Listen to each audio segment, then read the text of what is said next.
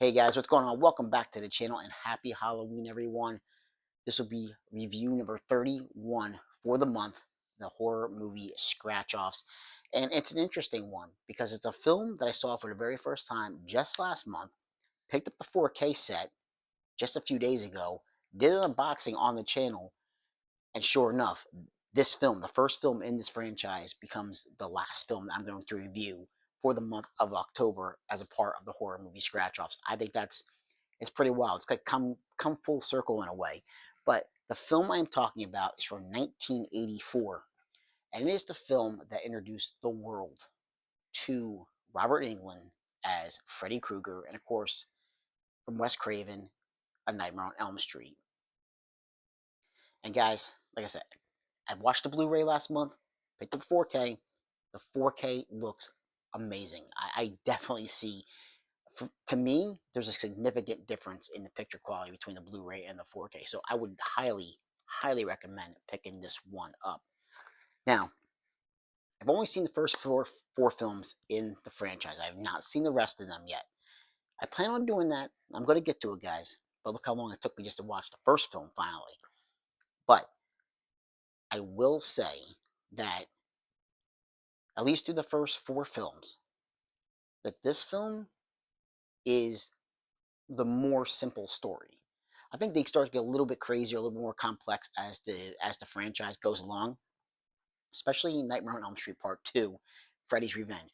That's what I'll have to talk about on the channel at a future, a future time, because that film kind of takes all the rules that are established for Freddy in the first film, kind of throws them out the window and does its own thing. It's a little out there. It's definitely a little bit out there. But let's get back to the first film. Because we have our four main characters that we follow in this film. We have Tina, we have Nancy, we have Tina's boyfriend. I can't think of his name, guys. You have to excuse me. Can't think of his name off the top of my head. But we also have Glenn. Now, Glenn, of course, is played by Mr. Jack Sparrow himself, Johnny Depp. Even says on the screen, introducing Johnny Depp, his first time on the big screen. Now, there's gonna be some spoilers. I can't get away from the spoilers, guys. So at the beginning of the film, we follow Tina. Now, Tina, you kind of think she's gonna be our main protagonist. She's gonna be the one we follow through the film. That's not the case. She winds up being Freddy's first victim, and her death is definitely it sets the stage for exactly what Freddy can do to you when you're sleeping. She gets dragged up the wall. She gets dragged across her ceiling, and again, it's a bit of a bloodbath. Not as much as we'd see later on in the film, because this film, honestly, I'm quite surprised, because if you're talking Nightmare on Elm Street, a lot of people are going to say, "Oh, it's brutal. Like it's brutal. It's a complete bloodbath. It's going to be just nasty."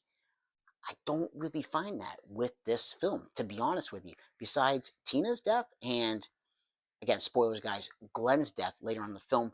But his death is one, if you've seen any kind of horror compilation, you probably have seen his death scene, because it is one of the craziest and wildest death scenes I've seen in a film. It's pretty simple, but it's still really crazy and effective. He's basically sucked right into his bed, and out from his bed, you just see all this blood just shoot all over his ceiling in his bedroom. And it's a lot of blood. I mean, a lot of blood, guys. But that's it. I mean, those are really the two big kills in the film. Tina's boyfriend, he does meet his demise as well. But you're basically following Nancy, played by Heather Langenkamp.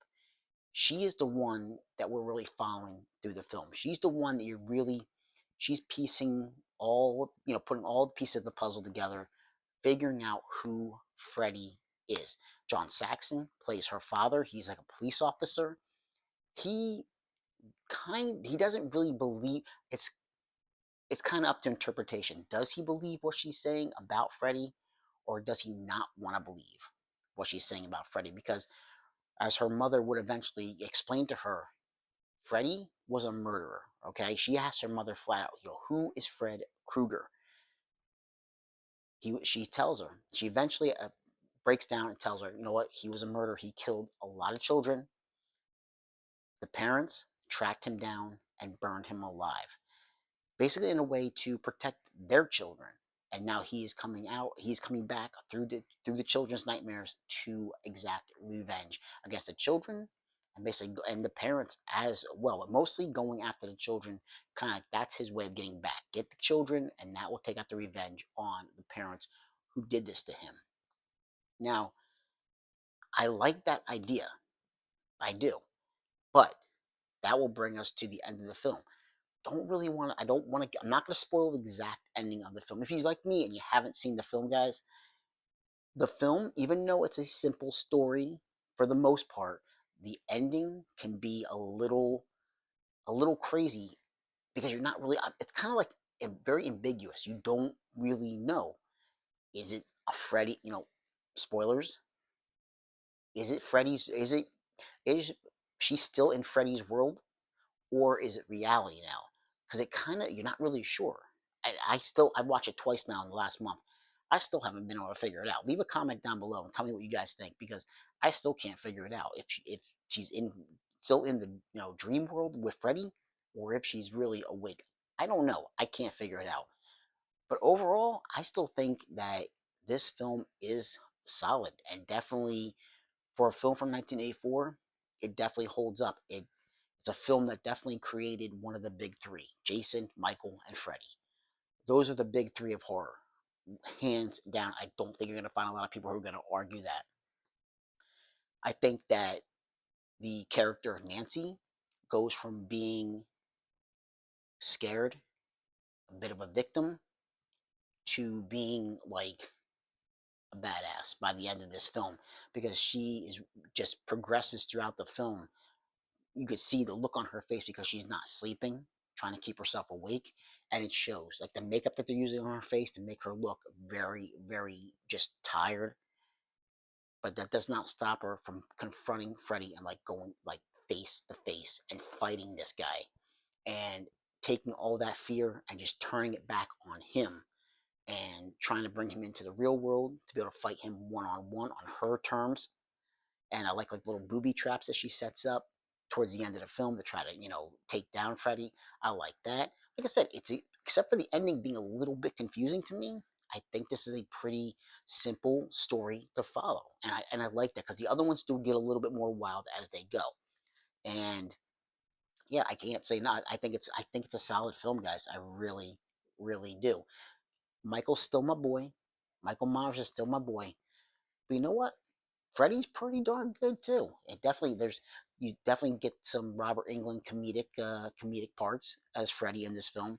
Not as much as you get in later installments, but he's definitely you can see he's getting that character warmed up to start doing the things he's going to start doing in future installments of this iconic franchise.